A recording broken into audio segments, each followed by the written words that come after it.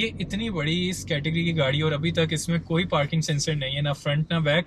और I think लोगों के साथ प्ले अराउंड करने के लिए फ्रंट बम्पर में इन्होंने जो दो टिकियां लगाई हुई हैं गोल छोटी सी ना प्लास्टिक की, उनको आप उखाड़ेंगे और उसके अंदर सेंसर फिट कर देंगे। So 2017 में टोयोटा इंडस ने फॉर्च्यूनर को लॉन्च किया और तब से लेके अब तक इवन जो लास्ट फेसलिफ्ट था उसमें भी पार्किंग सेंसर्स नहीं थे। और दो गुड न्यूज़ हैं। पहली ये कि फाइनली फॉर्च्यूनर में पार्किंग सेंसर्स आ गए हैं। जो दूसरी गुड न्यूज़ है वो ये है कि इन टर्म्स ऑफ शेप अगर पर्सनली आप मेरे से पूछें तो मुझे इसका जो फेसलिफ्ट मॉडल था वो नहीं पसंद था, या प्री फेसलिफ्ट अच्छा लगता था, या फिर फाइनली लेजेंडर आए। और इसकी जो शेप है, अभी तक जितने ट्रिम्स हैं, जितने वेरिएंट्स आए हैं, इसकी शेप मुझे बेस्ट लगती है। So Legender is officially launch in Pakistan. और इसमें जो कलर ऑप्शंस हैं आपके पास, या तो आप वाइट ले सकते हैं या आप ब्लैक ले सकते हैं। बाकी अब ये भी देखते हैं कि नाम के साथ साथ इसके अंदर ऐड क्या क्या हुआ है, क्या एडिशनल फीचर्स हैं, ड्राइव में कोई फ़र्क है या नहीं है। So let's go for the review.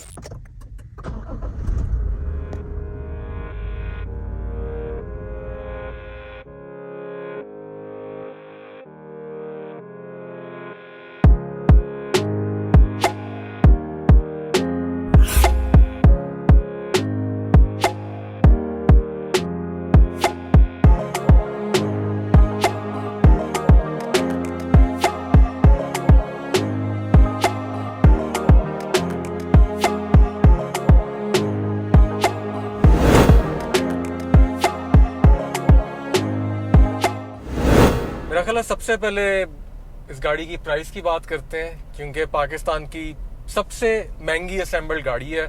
और वैसे प्राइस है क्या इसकी?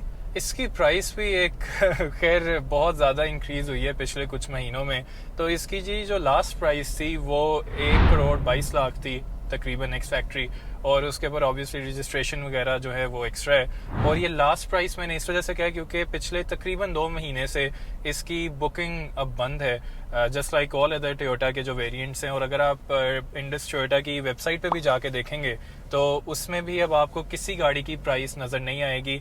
हर गाड़ी के नीचे उन्होंने ये लिखा हुआ है कि प्राइस अभी अपडेट होगी। सो बेसिकली इस गाड़ी की इस वक्त प्राइस किसी को नहीं पता कि क्या है एग्जैक्टली और जो रजिस्ट्रेशन कॉस्ट है अलबत्ता वो मैं आप लोगों को ज़रूर बता सकता हूँ। पंजाब की जो रजिस्ट्रेशन कॉस्ट लेजेंडर की है वो 475,000 रुपीज़ है, यानी कि 4.25 लाख। इसमें अगर तो आपने कोई अपनी पसंद का नंबर लेना है तो ऑब्वियसली उसके चार्जेस उसके ऊपर होंगे। अच्छा, रजिस्ट्रेशन कॉस्ट जो है वो वेरी करती है। एक तो जैसे शाहिल ने का पसंद का नंबर, सेकेंडली रजिस्ट्रेशन कॉस्ट का इनवॉइस के वजह से भी फर्क पड़ता है। और एक और बहुत बड़ा फैक्टर है कि registration cost every month of the year different होती है, क्योंकि जो जून तक का नेक्स्ट ईयर का टोकन टैक्स होता है वो रजिस्ट्रेशन के साथ लिया जाता है। सो ये एक रफ बॉल पार्क फिगर है। एग्जैक्ट आप इसको नहीं कह सकते कि जी मैंने 4,70,000 में करवाई थी और कोई बंदा कहता है जी मैंने 4,90,000 में कराई थी। ये एक अप्रोक्सीमेट फिगर है। बिल्कुल। और आई थिंक चलें प्राइस की तो बात हो गई, अब इसके जो क्लोजेस्ट कंपेटिटर्स हैं उसके बारे में थोड़ी सी डिस्कशन कर लेते हैं। अभी भी मेरे ख्याल से जो ऑल्दो प्राडो जो है वो इससे वैसे तो एक वन अप है, क्योंकि ऑब्वियसली टोयोटा की वो गाड़ी है और वो लैंड क्रूजर के ब्रांड के अंडर आता है।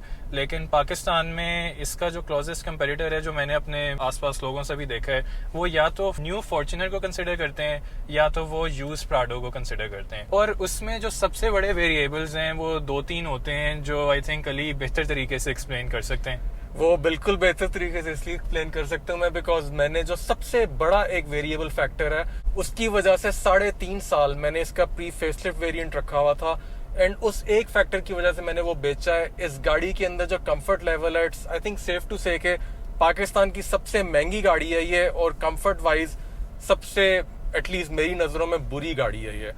एक तो ये, दूसरा अब जाके मेरा ख्याल है 2700 पेट्रोल वर्सेस 2.8 जो आपका ये डीजल इंजन है, ये एक बहुत बड़ा वेरिएबल है क्योंकि दोनों की पावर डिलीवरी में बहुत फर्क है। और जो तीसरा वेरिएबल है वो बहुत बड़ा है, that is new versus use. Prado of course आपको यूज मिलेगी, ये आपके पास ब्रांड न्यू की ऑप्शन अभी तो खैर नहीं है, जैसे हमने मेंशन किया था बुकिंग्स बंद है, अनकरीब होगी और थी भी।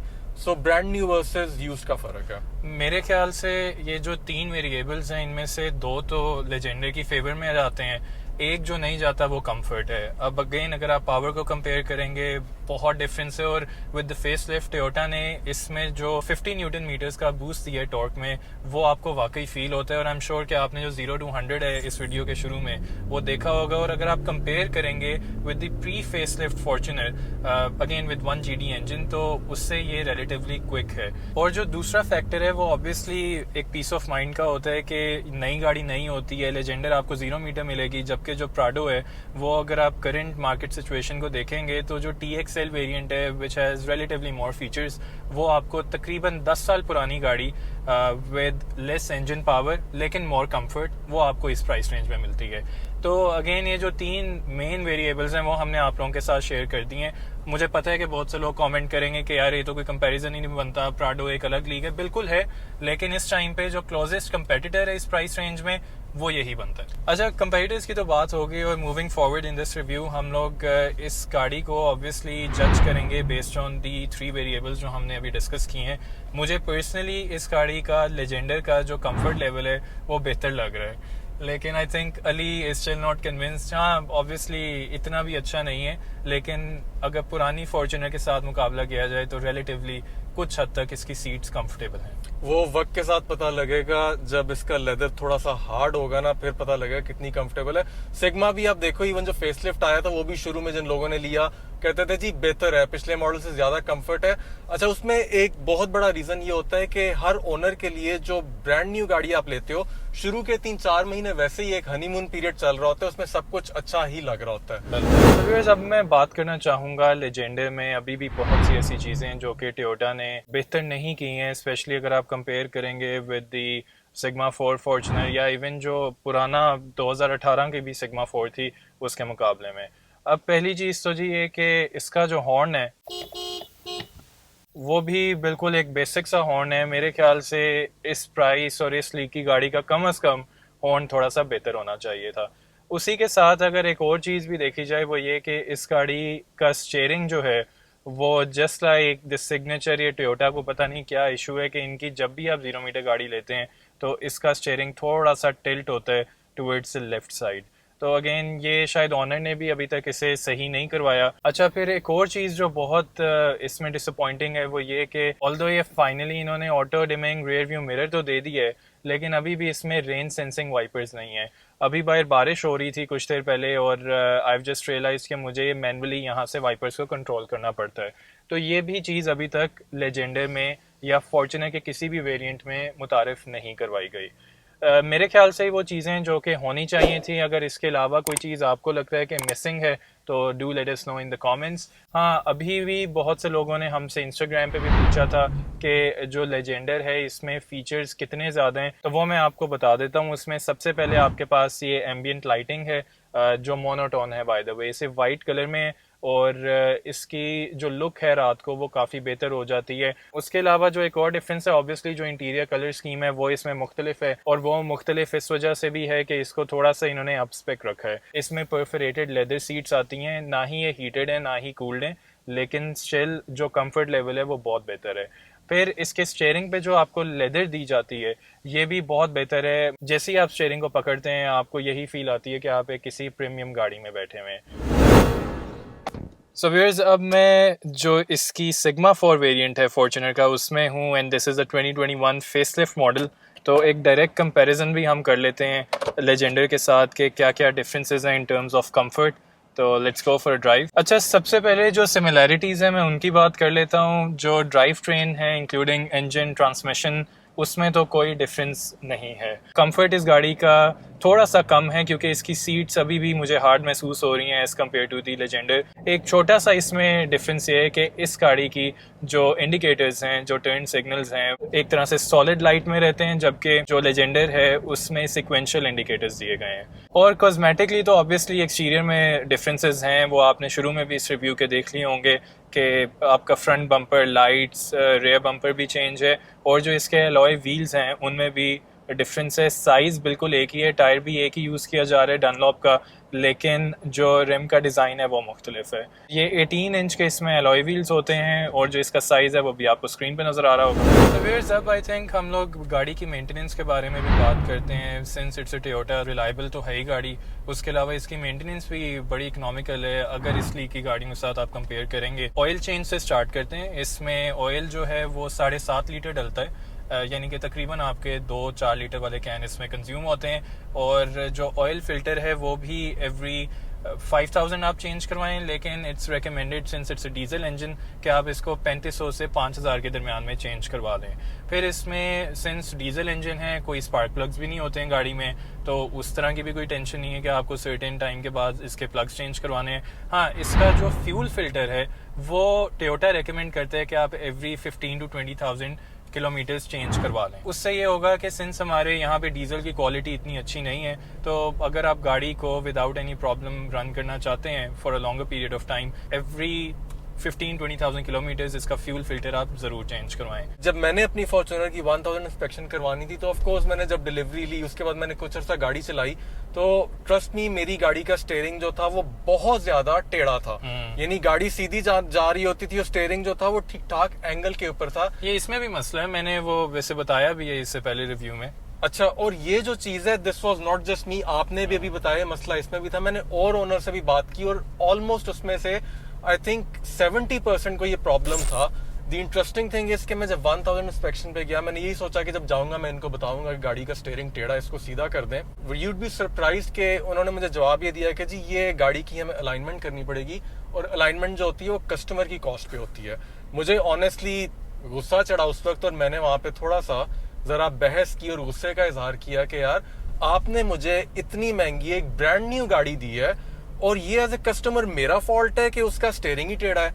तो वो खैर जब मैंने थोड़ी सी उनके साथ बहस की तो अल्टीमेटली दे एग्रीड, उन्होंने अलाइनमेंट मुझे कर दी। सो ये चीज आप भी नोट करें कि ये अलाइनमेंट जो कंपनी से पीछे से फैक्ट्री से गलत होके आ रही है, ये company is responsible for that. Otherwise dealership के तो अलाइनमेंट चार्जेस भी काफी आपको पता है कि ज्यादा होते हैं। अच्छा, अब हम इसकी डेफिनेटली बात करेंगे जो ड्राइविंग एक्सपीरियंस है वो किस तरह रिफाइन किया गया है। तो ये वो उस तरह का फेसलिफ्ट है जो सिर्फ एक्सटीरियर चेंजेस के साथ नहीं आया, इसमें ड्राइव पे भी काफ़ी काम किया गया है। और जो पहली चीज़ है वो स्टीयरिंग रिस्पॉन्स है। आप डेफिनेटली फील करते हैं कि गाड़ी का जो स्टीयरिंग है वो लो स्पीड्स पे ज़रा लाइट है।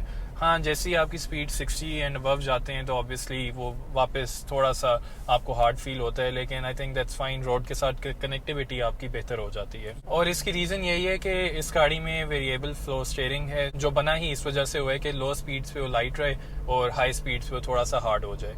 अच्छा, फिर इसमें जो एक और डिफरेंस है as compared to the pre facelift model, वो ये है कि इसमें लिमिटेड स्लिप डिफरेंशियल भी दे दी गई है, जिसका मेन मकसद यही होता है कि in case of slippery conditions, अगर तो वेट सरफेस है तो उसमें आपका लेट से अगर एक व्हील स्लिप हो रहा है तो गाड़ी खुद ब खुद उस व्हील से पावर कट करके दूसरे व्हील को दे देती है।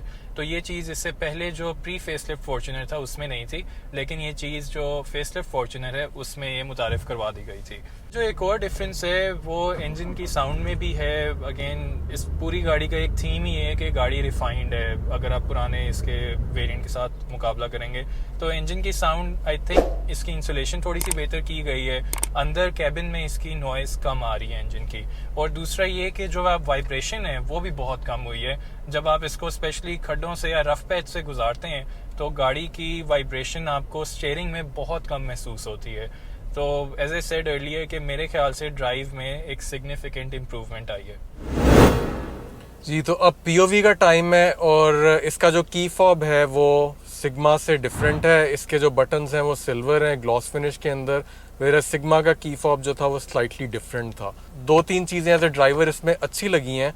वो एक तो ये कि इस गाड़ी के अंदर आपके पास right in the middle of the screen digital speed की ऑप्शन भी आ गई है और ये बड़ी कन्वीनियंट गाड़ी चलाते हुए as compared to analogue meter. ये आपके सामने एक रेडिली जो डिजिटल स्पीड की इंफॉर्मेशन है ये बहुत अच्छी लगती है और बड़ा इसको आप कन्वीनियंटली स्पीड को देख सकते हैं।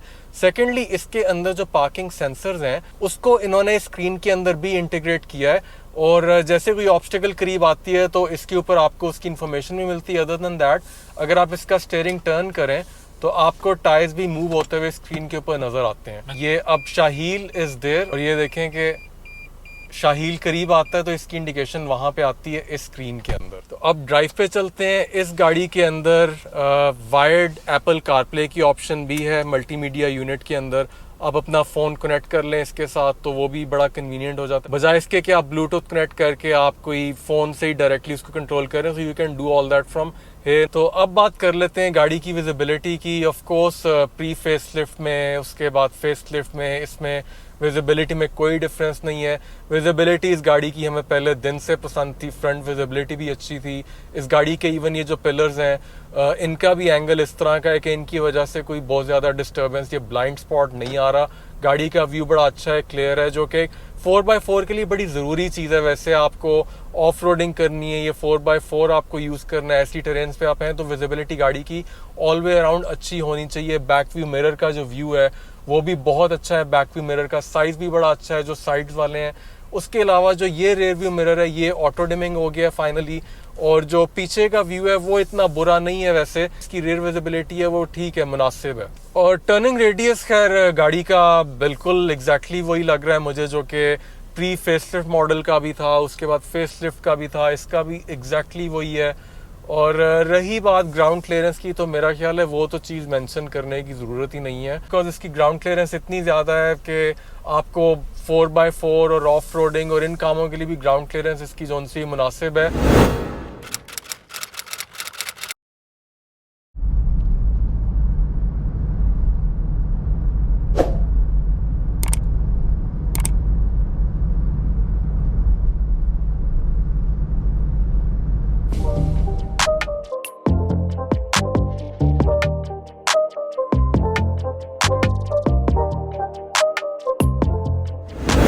सो व्यूअर्स, अब हम एक ये नए सेगमेंट को इंट्रोड्यूस करवाते हैं जिसमें हमने अपने इंस्टाग्राम पे एक पोल बनाया था और हमने आप लोगों को इनकरेज किया था कि आप लेजेंडर के मुतालिक हमसे सवाल पूछें जिनका हम जवाब देंगे रिव्यू के अंदर ही। सबसे पहले तो थैंक्स अलॉट कि आप लोगों ने बड़ा दिल खोल के हमसे क्वेश्चंस पूछे, और अगर आप लोगों ने अभी तक हमें इंस्टाग्राम पे फॉलो नहीं किया तो प्लीज़ डू इट, और वहाँ पे आप हमसे इस तरह इंटरेक्ट कर सकते हैं in the future as well. और हमारी फेसबुक कम्युनिटी भी है जिसका नाम है ब्लूमबर्ग ओवरड्राइव, उससे भी आप यूज़ कर सकते हैं टू इंटरेक्ट विद अस। सो चलें अब डिस्कस करते हैं, चेक करते हैं कि क्या क्या क्वेश्चंस पूछे इन लोगों ने। सबसे पहले जी फ्यूल एवरेज अली कैसी है आपको मिल रही? शाहिल, एक चीज जो मैं सरप्राइज हूँ थोड़ा सा वो ये है कि ये ब्रांड न्यू गाड़ी है, अभी इसकी 1000 इंस्पेक्शन भी नहीं हुई, और उसके बावजूद इस गाड़ी की जो फ्यूल एवरेज है वो विद इन सिटी 9+ कर रही है, जो कि जो पिछले वाली सिग्मा 4 थी वो आफ्टर 1000 किलोमीटर वो इतनी एवरेज कर रही थी। सो मे बी इसका ये मतलब है कि विद टाइम जो थोड़ी सी एवरेज बेहतर होती है गाड़ी शायद उससे बहुत ज्यादा फर्क माइंडेड नहीं पड़ेगा, क्योंकि देखो एसेंशियली और बेसिकली तो इंजन और टेक्नोलॉजी सेम है, मे बी थोड़ी बहुत माइनर ट्वीकिंग हुई हो, ट्यूनिंग हुई हो, सो उससे शायद बेहतर ही हो, बुरी तो नहीं हो सकती है, एटलीस्ट उतनी होगी, बट मुझे लग रहा है कि बेहतर होगी। बिल्कुल। और जो इसकी लॉन्ग पे एवरेज है वो प्री फेसलिफ्ट की थी तकरीबन 11.5, तो मेरे ख्याल से बहुत ज़्यादा डिफरेंस नहीं होगा। बहुत ही अगर आप इसको एग्जैजरेट कर लें तो I think it's gonna be around 12.5 at max, उससे ज़्यादा एक्सपेक्ट ना कीजिएगा।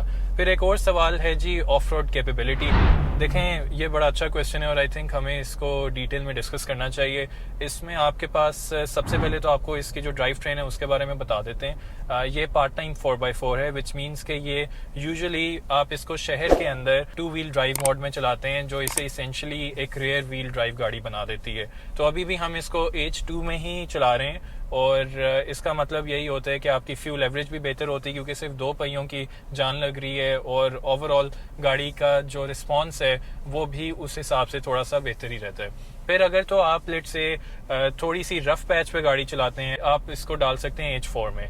उसमें हाई स्पीड पे लेट से अगर आप even up to 100 kilometre per hour पे भी जा रहे हैं तो आप H4 को एंगेज कर सकते हैं। हाँ, उससे ऊपर रेकमेंडेड नहीं है। अगर आप हार्डकोर ऑफ रोडिंग कर रहे हैं तो उस केस में इसमें L4 का भी बटन है जो कि लो रेंज गियर आ जाता है, और इसमें आपके पास जो मेजॉरिटी ऑफ योर टॉर्क है वो बिल्कुल लो आरपीएम्स में अवेलेबल होता है। इसका मकसद ये होता है कि अगर गाड़ी आपकी फंस रही है या वो स्ट्रगल कर रही है विद ट्रैक्शन, तो आपको इतना टॉर्क प्रोवाइड किया जाए लो एंड पे कि व्हील ज़्यादा स्पिन भी ना हो और आपको ट्रैक्शन भी मिल जाए। तो ये आई थिंक एक्सप्लेन करेगा कि इसकी ऑफ रोड कैपेबिलिटीज़ कैसी हैं। आई थिंक ये इसका एक यूनिक सेलिंग पॉइंट भी है। ये गाड़ी ऑल व्हील ड्राइव नहीं है, ऑल व्हील ड्राइव सिस्टम जो है वो डिफरेंट होते हैं। ऑल व्हील ड्राइव में आपके पास गाड़ी को इसके ड्राइव मोड चेंज करने की ऑप्शन उस तरह से नहीं होती। गाड़ी खुद डिपेंडिंग ऑन द सरफेस, के सरफेस कैसी है, किस व्हील को कितनी ट्रैक्शन चाहिए, गाड़ी ट्रैक्शन उस हिसाब से डिस्ट्रीब्यूट करती है। और इसके साथ ही मैं एक चीज आप लोगों को और जोन सी है वो एडवाइस करना चाहूंगा कि आप कभी भी कारपेटेड रोड्स के ऊपर गाड़ियों के 4x4 सिस्टम जोन से उनको यूज ना करें। आपका डिफरेंशियल और आपके टायर जोन से हैं वो बड़ी जल्दी प्रॉब्लम करेंगे आपके लिए। किसी ने हमसे पूछा है कि इसका कंपैरिजन करें विद ओशान X7। इसका भी हम रिव्यू कर चुके हैं, आप चेक कर सकते हैं by clicking on the top right banner. और खैर देखें, कंपैरिजन नहीं बनता इन दोनों गाड़ियों का। ओशान X7 ऑब्वियसली अगर साइज देखा जाए बिल्कुल बहुत कम डिफरेंस है साइज में तो फॉर्च्यूनर और ओशान में, लेकिन जो उसका ड्राइव ट्रेन है वो बिल्कुल डिफरेंट है, जो उसका पर्पस है वो बिल्कुल अलग है। वैल्यू फॉर मनी डेफिनेटली ओशान बेहतर है, लेकिन बाकी चीज़ों में कंपेयर करना I still don't see the point। बिल्कुल, कैटेगरी तो बहुत ज्यादा पोल्स अपार्ट है। वो एक क्रॉसओवर है, वो लैडर ऑन फ्रेम वाली चैसी नहीं है उसकी। ये जो है एक टोटली डिफरेंट तरीके से बनी है। इस गाड़ी का एक टोटली जो आप कह लें कि कॉन्सेप्ट है वही डिफरेंट है। So as a car, as a vehicle comparison करना नहीं बनता। एज ए प्राइस आप कर लें तो फिर तो वो अब आपके ऊपर डिपेंड करता है। बाकी अब एडैस के फीचर्स के बारे में भी पूछा गया और 360 डिग्री कैमरा, तो अनफॉर्चुनेटली नहीं, ऐसा कुछ भी नहीं है। ना इसमें कोई आपके पास अडेप्टिव क्रूज कंट्रोल है, ना ही कोई और एडा बेस्ड सेंसर्स आपके पास आते हैं। और जो 360 डिग्री कैमरा है, इट्स अ शेम कि इतनी महंगी गाड़ी है। अच्छा, फिर एक और जो क्वेश्चन है वो इसके कंफर्ट के बारे में। ऑल्दो हमने इस पूरे रिव्यू में काफ़ी एक्सटेंसिवली इसको डिस्कस की है, लेकिन कुछ और चीज़ है अली जो आप शेयर करना चाहेंगे? बिल्कुल, एक और बहुत बड़ी चीज़ है जो कि कंफर्ट से रिलेटेड मैं जब उस तरफ बैठा हुआ था मैंने नहीं मेंशन की थी। मैं ड्राइविंग सीट पे बैठूं तो मैं करूंगा कि इससे आधी से भी कम कीमत की गाड़ियों के अंदर यहाँ पे एक ना छोटा सा बटन दिया हुआ होता है और उस बटन से लंबर सपोर्ट एडजस्ट होती है। वो इस गाड़ी के अंदर नहीं है। बहुत बड़ा वो एक फैक्टर है स्पेशली ड्राइवर के कंफर्ट के लिए। सो व्यूअर्स, अब हम इस गाड़ी में रेयर सीट्स में तो थोड़ी सी बात करना चाहेंगे। कोई ऐसा डिफरेंस तो नहीं है अगर आप कंपेयर करेंगे इसके लेग रूम को या इसके हेडरूम को पुरानी फॉर्च्यूनर के साथ। हाँ, लेकिन एक एडिशन है जो वर्थ मेंशनिंग है कि इसमें अब आपको 2 USB टाइप C पोर्ट्स यहाँ पे प्रोवाइड की गई हैं, जो आई थिंक काफ़ी हेल्पफुल है अगर आपने अपनी मोबाइल डिवाइसेस को चार्ज करना है। उसके अलावा एक हाउस होल्ड आउटलेट भी है, वो आई थिंक पहले से कैरी फॉरवर्ड किया गया है। और एम्बियंट लाइट की जो स्ट्रिप्स हैं वो रेयर डोर्स में भी मौजूद हैं। और सीट के अंदर जो फर्क है मुझे तो खैर बिल्कुल भी नहीं फील हो रहा। अगली में अगर शायद है तो मे बी है, लेकिन पिछली में तो डेफिनेटली कोई फर्क नहीं है। और एक चीज जो अभी भी मिसिंग है, जो कि एग्जैक्टली सेम प्लेटफॉर्म के ऊपर हाइलक्स आती है उसके अंदर है, वो ये है कि इस पिलर के ऊपर रेयर पैसेंजर्स के लिए ग्रैब हैंडल नहीं है। एक अजीब सी ये स्लिट दी हुई है नीचे, जिसको कि कुछ लोग कहते हैं कि मे बी ये ग्रैब करने के लिए, लेकिन मेरे ख्याल से नहीं है। अगर है भी तो शायद बच्चों के करने के लिए, वो भी मेरा ख्याल है कोई ना कोई इससे हाथ डाल के जब चढ़ने की कोशिश करेगा तो स्लिप जरूर कर जाएगा। सो आई थिंक हमें अब बात करनी चाहिए इस गाड़ी की सेफ्टी के बारे में भी। ऑब्वियसली इतनी महंगी गाड़ी है तो बहुत से लोगों का ये भी कंसर्न होगा कि क्या ये सेफ भी है कि नहीं। तो इसकी पहली चीज़ तो ये कि हमने इसकी एनकैप सेफ्टी रेटिंग चेक की थी, उसमें तो ये 5 स्टार्स है। हाइलिक्स भी फॉर्च्यूनर दोनों ये एनकैप एशियन टेस्टेड है और इसे 5 स्टार रेटिंग मिली थी। लेकिन अब मैं बात करना चाहूँगा जो वेरिएंट हमारे पास पाकिस्तान में आता है, इसमें एयर बैग्स अभी भी सिर्फ 3 दिए जा रहे हैं, जो कि सिर्फ फ्रंट पैसेंजर्स के लिए। एक ड्राइवर के पास शेयरिंग पे है, एक पैसेंजर के पास यहाँ पे डैश पे मौजूद है। उसके अलावा एक नी एयर बैग है जस्ट फॉर द ड्राइवर। तो जो एनकैप सेफ्टी रेटेड कार्स होती हैं बाहर इंडिया में देख लें, थाईलैंड में देख लें, में 7 एयर बैग्स आते हैं Legender top of the line variant में, लेकिन पाकिस्तान में अभी तक सिर्फ 3 एयर बैग ही दिए जा रहे हैं। और इस बात को, इन 3 एयर बैग्स को तकरीबन लगभग 5.5 साल हो चुके हैं। यानी 2017 में जब ये मॉडल इंट्रोड्यूस हुआ था तब भी इसमें 3 एयर बैग्स थे। अब 5 साल बाद और लगभग तकरीबन 70 लाख रुपए कीमत बढ़ने के बाद भी 3 एयर बैग्स ही हैं इसके अंदर। So this is something which is again a bit disappointing कि इतनी महंगी गाड़ी होने के बावजूद इसमें सेफ्टी का वो ख्याल नहीं किया गया। So viewers, I think since हमने इस गाड़ी को बहुत एक्सटेंसिवली टेस्ट किया है, तो आप लोग भी जानना चाह रहे होंगे कि हमारी ओपिनियन क्या है लेजेंडर के बारे में। स्टार्ट करेंगे अली से। Ali, would you buy it? नहीं, बल्कि I think let me rephrase, would you buy it again? क्योंकि मुझे पता है कि आपके पास इससे प्री फेसलिफ्ट फॉर्च्यूनर भी थी। मेरा जो जवाब है वो एक बहुत बड़ा कैपिटल लेटर्स में NO नो है, और उसकी सबसे बड़ी वही वजह है कि in terms of comfort level जब मैंने फॉर्च्यूनर के ऊपर 2-3 आउट ऑफ स्टेशन जर्नीज की तो आई रिग्रेटेड कि ये मैंने क्या ले लिया। और अभी भी मुझे ऑनेस्टली बताऊं तो मुझे बहुत ज़्यादा कॉन्फिडेंस नहीं है इस गाड़ी के कंफर्ट लेवल के ऊपर। सबसे बड़ी वजह यही है मेरे लिए। तो फिर इस सब जो डायलमा है इसको कैसे आप एड्रेस करेंगे? फिर क्या लेंगे इसकी जगह? अगर तो देखो 4x4 की रिक्वायरमेंट्स हैं कि आपने SUV ही लेनी है, और एक और चीज जो है वो ये कि आपको रीसेल भी चाहिए। लेट्स एडमिट के जिसको रीसेल के लिए गाड़ी चाहिए उसके लिए I think Fortuner is one of the best answers. Comfort को अगर आप भूल सकते हैं, रीसेल के लिए लेनी है जरूर लें। तो एक और गाड़ी जो है रीसेल के पॉइंट ऑफ व्यू से मैं वो लूंगा, दैट इज प्राडो। शाहील बिल्कुल अपनी जगह पे ठीक है कि वो यूज गाड़ी है, 10 साल पुरानी है, पीस ऑफ माइंड नहीं है, लेकिन मेरे लिए जो कंफर्ट है ना वो बहुत बड़ा डील ब्रेकर है।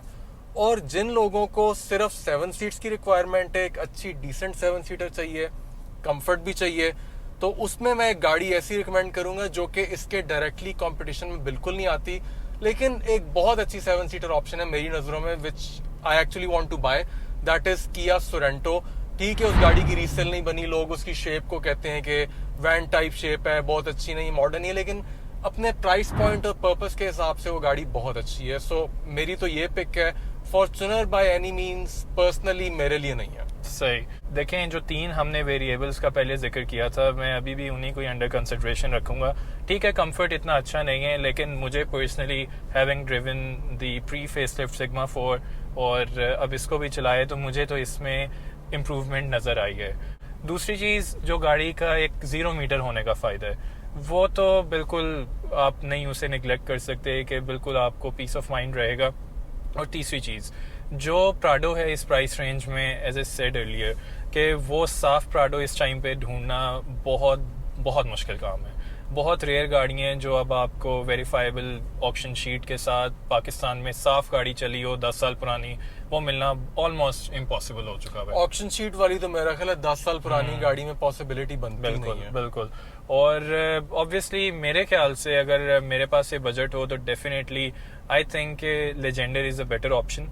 इसमें यह है कि रगड भी है आपके पास, कंपनी बैकअप भी मौजूद है, मेंटेनेंस भी बड़ी इजी है, फिर इसका जो इंजन है वो बड़ा ही इंप्रेसिव है।